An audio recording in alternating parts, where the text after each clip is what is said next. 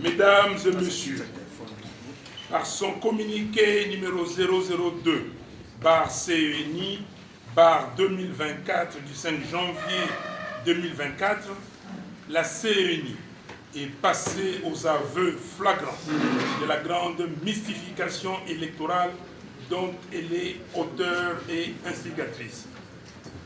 L'annulation des élections législatives nationales et provinciales dans 2 circonscriptions électorales et l'invalidation des 82 lampistes de la tricherie est une en avant de Denis Kadima et de ses complices pour se soustraire de ce qui engage leurs responsabilités personnelles dans les chaos et les désordres électoraux que notre pays déplore à ce jour. Après avoir obstinément refusé l'audit du fichier électoral, Denis Kadima est dans la même logique aujourd'hui de se soustraire à une commission d'enquête indépendante qui va déterminer sa propre implication ainsi que celle de tous ses complices dans la fraude et la tricherie électorale que nous avons toujours dénoncées et qui viennent d'être démontrées à la face du monde. La simple analyse de la liste des 82 sacrifiés démontre que la fraude s'est disséminée sur toute l'étendue du territoire national.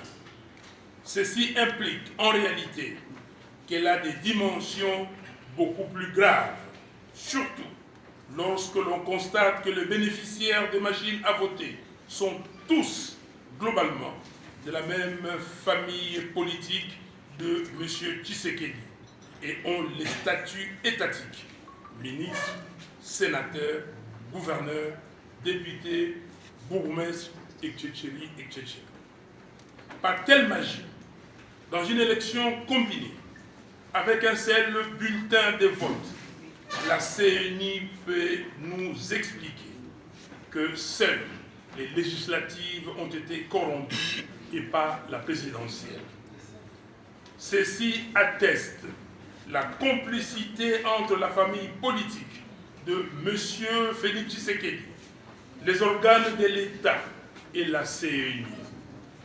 Raison pour laquelle la CENI est toujours dans l'incapacité de répondre à des questions aussi fondamentales que le nombre de bureaux de vote qui ont effectivement ouvert, le nombre de machines à voter réellement déployées, le nombre de bulletins de vote imprimés et aussi le nombre de machines à voter qui ont été mises à la disposition de la famille politique de Félix Tshisekedi pour orchestrer la fraude que nous décrions. Par ailleurs, cette situation démontre de manière irréfutable que la CENI, à tous les niveaux, est non seulement actrice de la tricherie qui a eu lieu, mais plutôt instigatrice. La CENI de M. Kadima a prêté main forte à la tricherie dès lors que le monopole de la détention des machines à voter relevait exclusivement de sa responsabilité. Nous réitérons notre exigence de l'annulation totale du simulacre d'élection du 20 décembre 2023 à tous les niveaux et la mise immédiate à la disposition de la justice de M.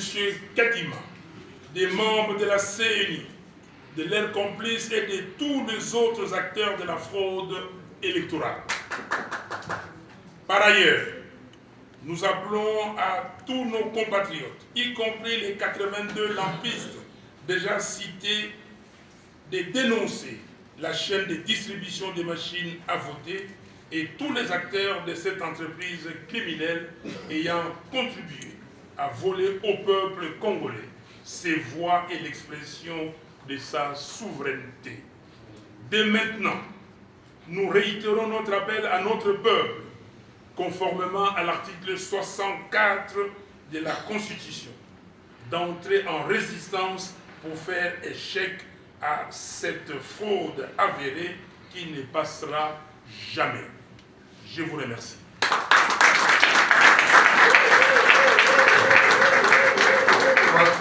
Merci beaucoup. Nous disposons maintenant de quelques minutes pour poser des questions. Et en question, le président, les questions peuvent s'adresser à tout le monde.